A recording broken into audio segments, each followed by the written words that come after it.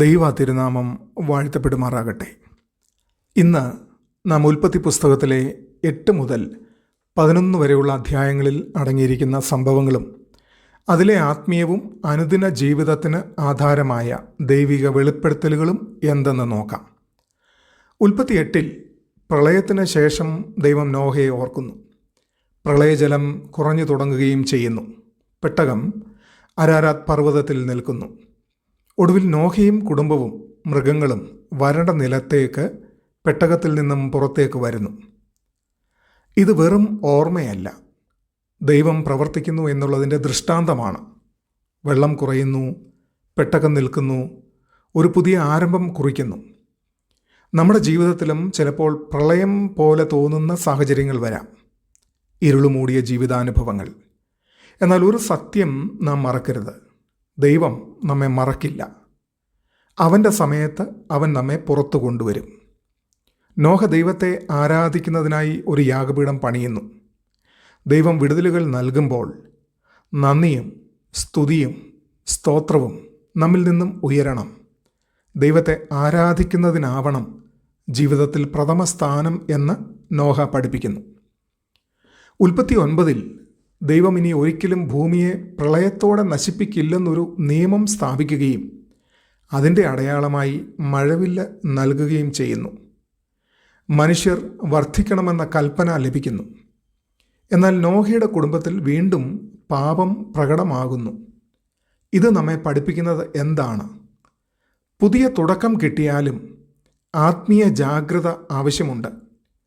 കൃപയിൽ ജീവിക്കുന്നതും വിശുദ്ധിയിൽ നിലനിൽക്കുന്നതും രണ്ടും ആവശ്യമാണ്. നാം ദൈവത്തിൻ്റെ കൃപാ നിയമത്തിനടിയിലാണ് ജീവിക്കുന്നത്. എന്നാൽ ആത്മീയ ജാഗ്രത ആവശ്യമുണ്ട്.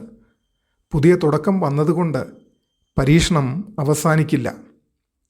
ഉൽപ്പത്തി 10 നോഹയുടെ പുത്രന്മാരായ ശേം, ഹാം, യാഫത്ത് എന്നിവരുടെ സന്തതികൾ ഭൂമിയിലാകെ പടർന്ന് വിവിധ ജാതികളും രാജ്യങ്ങളും രൂപപ്പെടുന്നു.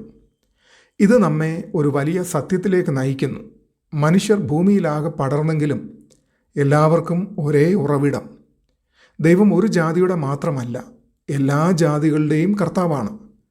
അതിനാൽ നാം വിഭജനമല്ല, ഐക്യം കാണാൻ പഠിക്കണം. ഓരോ ജാതിയും സംസ്കാരവും ദൈവത്തിന് വിലപ്പെട്ടതാണ്. ഉൽപ്പത്തി 11 മനുഷ്യർ ബാബേൽ ഗോപുരം പണിഞ്ഞ് തങ്ങൾക്കൊരു പേരുണ്ടാക്കുവാൻ ശ്രമിക്കുന്നു. ദൈവം അവരുടെ ഭാഷ കലക്കുകയും അവരെ ഭൂമിയിൽ ആകെ ചിതറിക്കുകയും ചെയ്യുന്നു.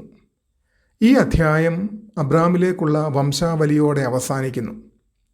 മനുഷ്യർ ദൈവത്തെ ആശ്രയിക്കാതെ തങ്ങൾക്കൊരു പേരുണ്ടാക്കാൻ ശ്രമിക്കുന്നു. മനുഷ്യൻ്റെ അഹങ്കാരം, സ്വയം മഹത്വം തേടുന്നു. എന്നാൽ ദൈവം അതിനെ എതിർക്കുന്നു. എന്നാൽ ന്യായവിധിയിലും ദൈവത്തിൻ്റെ രക്ഷാപദ്ധതി തുടരുന്നു. ഇന്നും ഈ ബാബേൽ മനോഭാവം നമ്മിലുണ്ടാകാം. നമ്മുടെ കഴിവുകൾ കൊണ്ട് ദൈവമില്ലാതെ ഉയരാൻ ശ്രമിക്കുമ്പോൾ. എന്നാൽ യഥാർത്ഥ വിളി എന്താണ്? നമ്മുടെ പേരിനല്ല, ദൈവത്തിൻ്റെ നാമത്തിനായി ജീവിക്കുക എന്നുള്ളതാണ്. അവസാനമായി ഈ 4 അധ്യായങ്ങൾ നമ്മോട് പറയുന്നത് വളരെ ലളിതവും ശക്തവുമായ ഒരു സത്യമാണ്. ദൈവം രക്ഷിക്കുന്നു, മനുഷ്യൻ മറക്കുന്നു, പാപം വീണ്ടും ഉയരുന്നു. എന്നാൽ ദൈവത്തിൻ്റെ പദ്ധതി ഒരിക്കലും പരാജയപ്പെടുന്നില്ല. അതുകൊണ്ട് നാം ദൈവത്തിൽ വിശ്വസിച്ച് അവൻ്റെ വഴിയിൽ നടക്കുകയും നമ്മുടെ ജീവിതം അവൻ്റെ നാമത്തിന് മഹത്വമായി സമർപ്പിക്കുകയും ചെയ്യാം. ദൈവം എല്ലാവരെയും അനുഗ്രഹിക്കട്ടെ. ആമേൻ.